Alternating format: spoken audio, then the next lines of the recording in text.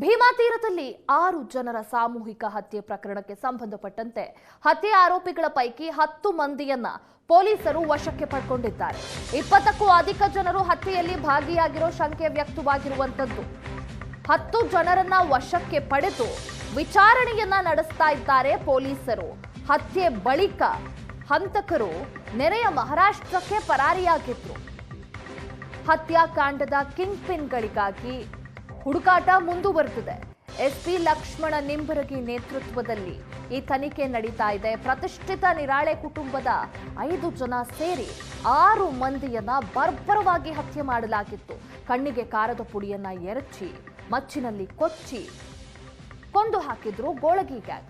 ಜಮೀನಿನ ವಿಚಾರವಾಗಿ ನಿರಾಳೆ ಹಾಗೆ ಗೋಳಗಿ ಗ್ಯಾಂಗ್ ನಡುವೆ ಆಗಾಗ ಜಗಳವಾಗ್ತಾ ಇತ್ತು, ಮಾತುಕತೆ ಆಗ್ತಾ ಇತ್ತು. ಏನೋ ಗೋಳಗಿ ಕುಟುಂಬದಲ್ಲೇ ಈ ಜಮೀನಿನ ವಿವಾದ ಇತ್ತು. ನಿರಾಳೆ ಕುಟುಂಬದವರು ಈ ಜಮೀನನ್ನ ಖರೀದಿ ಮಾಡ್ಲಿಕ್ಕೆ ಮುಂದೆ ಬಂದಾಗ ಅವ್ರಿಗೆ ಹೇಳಿಯೂ ಇದ್ರಂತೆ ಈ ರೀತಿ ವಿವಾದದ ಜಮೀನಿದು ಅಂತ. ಸೊ ಇದೇ ವಿಚಾರವಾಗಿ ನಿರಾಳೆ ಹಾಗೆ ಗೋಳಗಿ ಕುಟುಂಬದ ಮಧ್ಯೆ ಜಗಳವಾಗ್ತಾ ಇತ್ತು.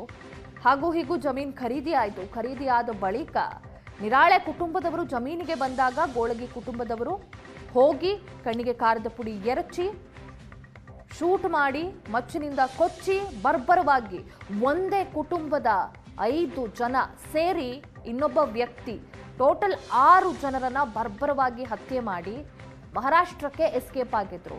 ಈ ಒಂದು ಕೊಲೆಯಲ್ಲಿ 20ಕ್ಕೂ ಹೆಚ್ಚು ಜನರು ಭಾಗಿಯಾಗಿರುವ ಶಂಕೆ ಇದೆ. ಅದರಲ್ಲಿ 10 ಜನರನ್ನ ಪೊಲೀಸರು ವಶಕ್ಕೆ ಪಡ್ಕೊಂಡಿದ್ದಾರೆ. ಕಿಂಗ್ ಪಿನ್ಗಳಿಗಾಗಿ ಹುಡುಕಾಟ ಮುಂದುವರೆದಿದೆ. ತನಿಖೆಯನ್ನ ಕೂಡ ಮುಂದುವರೆಸಿದ್ದಾರೆ.